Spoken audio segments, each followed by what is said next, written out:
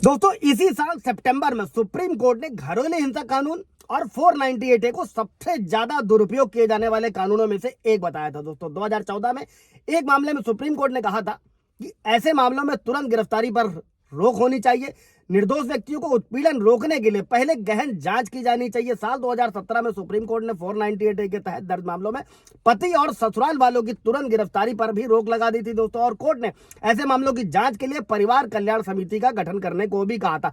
हालांकि अगले ही साल 2018 में सुप्रीम कोर्ट ने साफ कर दिया था कि ऐसे मामलों में समिति की कोई जरूरत नहीं है दोस्तों। और इसी के बाद में इसी साल अगस्त में बॉम्बे हाईकोर्ट ने 498 के दुरुपयोग पर चिंता जाहिर करते हुए कहा था कि दादा दादी और बिस्तर पर पड़े लोगों को भी फंसाया जा रहा है। वहीं दोस्तों मई में केरल हाईकोर्ट ने कहा था कि पत्नियां अक्सर बदला लेने के लिए पति और उसके परिवार के सदस्यों के खिलाफ ऐसे मामले दर्ज करवा देती हैं। और 2022 में भी सुप्रीम कोर्ट ने इसे लेकर कुछ दिशा निर्देश जारी किए थे। दोस्तों जय नमस्कार, मैं एडवोकेट आशीष मिश्रा। लाइक कर दीजिएगा, शेयर कर दीजिएगा, सब्सक्राइब कर दीजिएगा, ताकि ये सारे जो कई सारे जजमेंट है इसी वीडियो में ब्रीफ करने वाला हूं दोस्तों।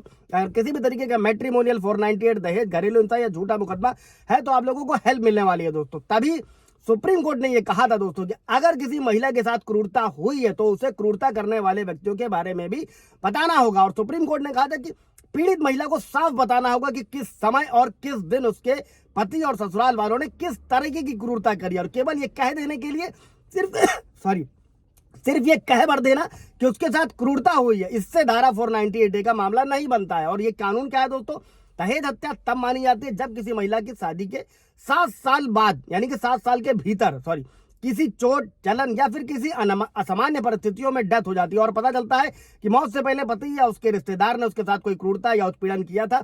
ऐसे में भारतीय न्याय संहिता की धारा 80 में इसकी परिभाषा दी गई है दोस्तों। और दहेज हत्या में दोषी पाए जाने पर कम से कम 7 साल की सजा का प्रावधान है, जिसे उम्र कैद तक भी बढ़ाया जा सकता है। धारा 498 है दोस्तों, जो अब नए कानून में धारा 85 में जोड़ा गया, वो महिलाओं को पति या उसके रिश्तेदारों की क्रूरता से बचाती है। क्रूरता जो होती है दोस्तों, शारीरिक या मानसिक दोनों में से किसी भी तरीके की हो सकती है। शारीरिक क्रूरता में महिला से मारपीट करना शामिल है दोस्तों। वहीं पत्नी को आत्महत्या के लिए उकसाना, उसे प्रताड़ित करना, ताने मारना, तंग करना जैसे बर्ताव शामिल है। और अगर कोई व्यक्ति जानबूझकर कोई ऐसे काम कर रहा है, पत्नी को आत्महत्या के लिए उकसा रहा है, तो भी इसे क्रूरता माना जाएगा। इसके अलावा पत्नी या फिर उससे जुड़े किसी व्यक्ति से गैर कानूनी तरीके से किसी संपत्ति की मांग करना भी क्रूरता मानी जाती है। ऐसे मामले में दोषी पाए जाने पर 3 साल की कैद की सजा का प्रावधान है और जुर्माने का भी प्रावधान है दोस्तों। इसके अलावा दहेज निषेध कानून भी है दोस्तों, 498 है, यानी कि धारा 85 का ही एक विस्तृत रूप है। और इस कानून के तहत दोषी पाए जाने वाले को 2 साल की कैद और 10,000 रुपए जुर्माना सजा हो सकती है दोस्तों। इसी के साथ में दोस्तों सुप्रीम कोर्ट का यह भी कहना था कि दहेज उत्पीड़न से जुड़े मामलों में आरोपी भले ही क्यों ना हो कोई, लेकिन जो वो अपमान झेलते हैं उसका निशान कभी नहीं मिट सकता। और ये पहली बार नहीं है जब कोर्ट ने दहेज उत्पीड़न से जुड़े मामले पर इस तरीके की टिप्पणी करी है। कई बार कोर्ट ऐसे मामलों में अहम फैसले दे चुकी है। और सुप्रीम कोर्ट ने भी दहेज उत्पीड़न के मामलों में पति और उसके रिश्तेदारों के खिलाफ मुकदमा चलाने के खिलाफ अदालतों को आगाह किया है, समय समय पर गाइडलाइन जारी करी। और सुप्रीम कोर्ट ने दोस्तों घरेलू विवाद में झूठे मुकदमों में फंसाने पर चिंता भी जताई है। और कोर्ट ने कहा है कि ऐसे मुकदमों में भले ही वो बरी हो जाए, लेकिन जो उन्हें जख्म मिलते हैं वो कभी नहीं भर सकते हैं, जो मेंटली टॉर्चर होता है। और इन दोनों कानूनों के दुरुपयोग पर जो निचली अदालतें हैं जहां से लगातार जजमेंट आ रहे हैं दोस्तों, सुप्रीम कोर्ट कई बार सवाल उठा चुका है। वो इसलिए क्योंकि अक्सर महिलाएं सिर्फ और सिर्फ पति और उसके रिश्तेदारों पर दबाव बनाने के लिए इन कानूनों का सहारा लेती हैं। और इसी साल मई में तलाक से जुड़े एक मामले में सुप्रीम कोर्ट ने पति के खिलाफ दर्ज जो 498 था उसको निरस्त कर यह आदेश दिया था। दरअसल केस क्या था दोस्तों कि पति ने पत्नी से तलाक की अर्जी दाखिल करी।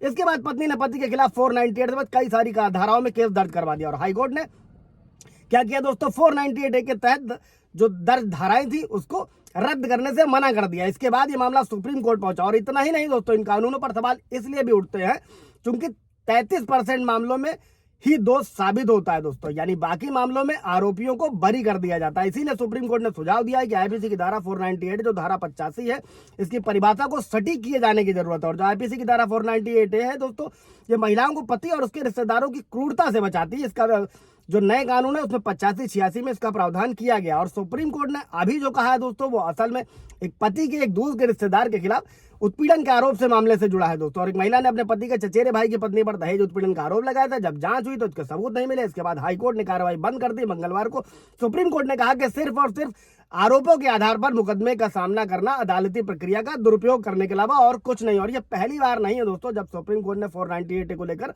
इस तरीके के सवाल उठाए हैं। तो दोस्तों ये वीडियो था। अगर आप लोगों का कोई सवाल जवाब होगा पूछिएगा, जल्दी कॉन्टैक्ट नंबर भी मौजूद होगा दोस्तों, जहां पर आप अपॉइंटमेंट बुक करके अपने सवाल जवाब पूछ सकेंगे। जो भी मदद चाहिए होगी वो आप लोगों को प्रदान की जाएगी दोस्तों। Thank you.